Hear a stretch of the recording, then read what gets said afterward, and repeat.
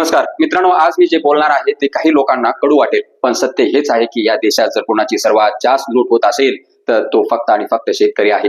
पेरणीच्या आधी खत महाग, बी बियाणे महाग, औषध महाग, डिझेल महाग. आता डिझेल ते भेटणं बंद झाले, पण जेव्हा शेतकरी आपला माल विकायला जातो तेव्हा मात्र त्याच्या मालाचा भाव कोणीतरी दुसरं ठरवतं.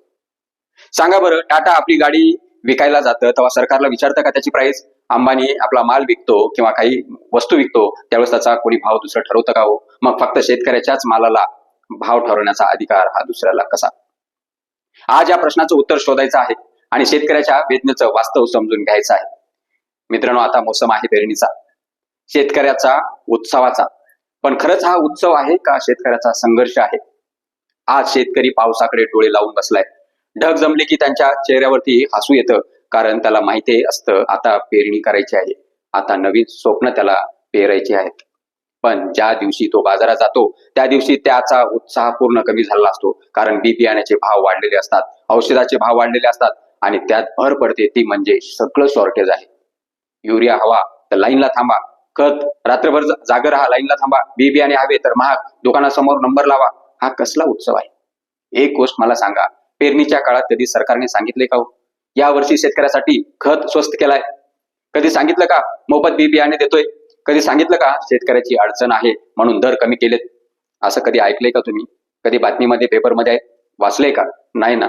पण जेव्हा शेतकरी हजारो रुपये खर्च करून पीक उभं करतो, दिवस रात्र राबतो, उन्हात घाम गाळतो, तेव्हा त्याच्या मालाला मात्र हमी भाव नसतो, ते मात्र सरकार ठरवतं.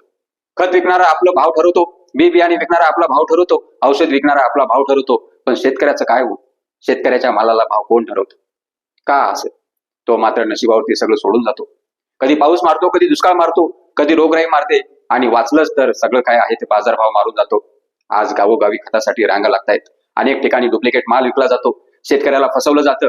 त्याचं ज्वलंत उदाहरण तुम्ही देऊळबंद 2 मध्ये पहा, तिथं वास्तव त्यांनी दाखवलं आहे. नकली माल, खोटी आश्वासनं, शेतकऱ्याच्या घामावरती उभा राहिलेला हा बाजार. खरं सांगायचं तर शेतकऱ्याच्या नावाने राजकारण करणारे खूप आहेत, पण शेतकऱ्याच्या पाठीशी ठामपणे उभा राहणारे अद्याप कमी आहेत ते नकली आहेत.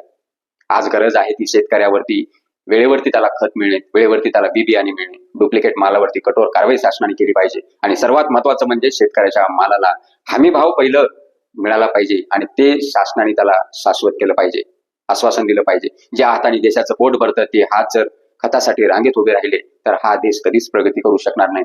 सरकारने आता तरी जागं व्हायला हवं, शेतकऱ्याची पिळवणूक थांबवायला हवी आणि पेरणीच्या हंगामात प्रत्येक शेतकऱ्याला आवश्यक वस्तू वेळेवरती उपलब्ध करून द्यायलाच हव्यात. नाहीतर एक दिवस असा येईल की शेती करणारा माणूसच उरणार नाही आणि त्या दिवशी या